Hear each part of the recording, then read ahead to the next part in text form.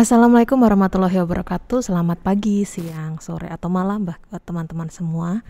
Nah, kali ini kita akan masuk di financial foundation lagi nih. Cuman kalau kemarin kan kita udah ngomongin tentang bagaimana melakukan analisis kinerja dari segi perusahaan, lalu melakukan bagaimana pembiayaan jangka pendek, jangka panjang. Nah, kali ini kita melewati dulu deh tentang perusahaan, kita balik ke personal.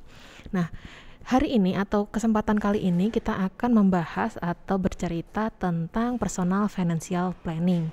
Jadi kita akan ngomongin tentang bagaimana membuat sebuah planning untuk diri kita maupun untuk orang lain. Nah, tapi sebelum kita mulai panjang lebar bagaimana cara membuat sebuah planning, bagaimana cara membuat sebuah planning saving ataupun investment, kita kenalan dulu mengenai apa itu personal financial planning.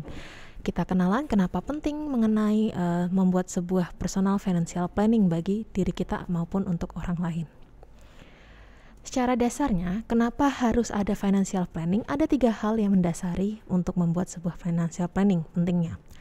Yang pertama, income management atau pendapatan. Bagaimana cara kita memanage sebuah pendapatan.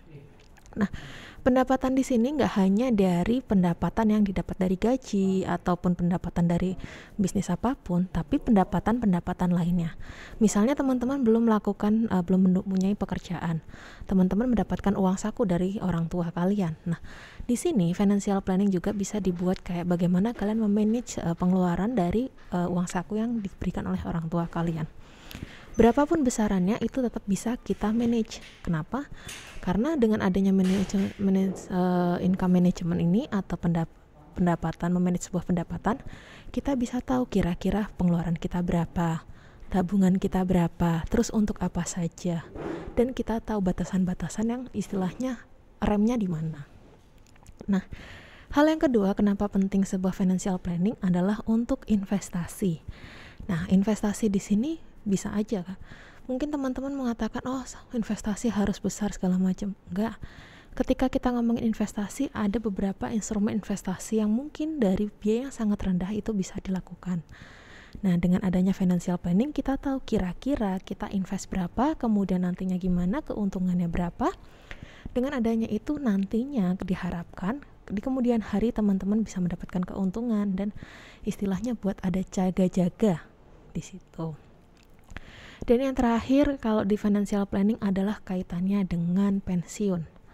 Mungkin teman-teman masih mikir, wah sekarang kan masih muda, ngapain mikirin tentang pensiun. Nah, tapi dengan adanya financial planning, kalian bisa tahu nanti di hari tua kalian itu seperti apa. Kalian gak harus kayak, oh ternyata saya harus istilahnya kerja keras lagi nih di hari tua saya. Enggak. Dengan adanya financial planning ini, teman-teman jadi kayak di hari tua nanti bisa menikmati dengan baik. Seperti apa? Nah, jadi itulah pentingnya kenapa kita harus melakukan financial planning, 3 hal itu. Nah, intinya gampang kalau kita ngomongin tentang financial planning.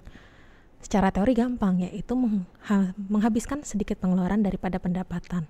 Tapi balik lagi, kalau kita tidak memulai dari sekarang tentang bagaimana financial planning, bagaimana kita ke depannya nanti mau membuat sebuah planning yang bagus.